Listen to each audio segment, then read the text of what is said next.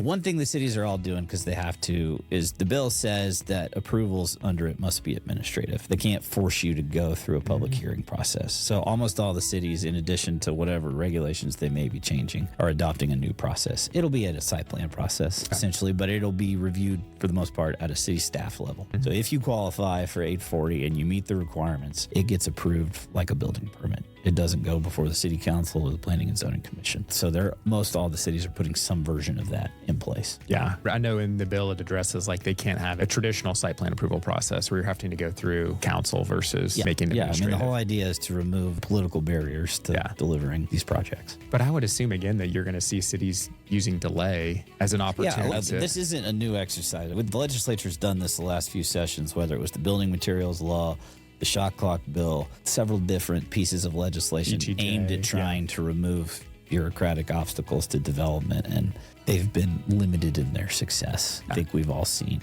Now, we'll say whether it takes you 30 days or 90 days to get a plat approved is a less consequential circumstance than whether or not you're allowed to build apartments. Stakes are a lot higher on this one. The value associated with the applicability of the law is much greater. So the likelihood for dispute is much greater. If a city takes 60 days longer than they're supposed to approve a plat, it's going to take a very unique circumstance to care enough to sue, because no lawsuit gets done in 60 days.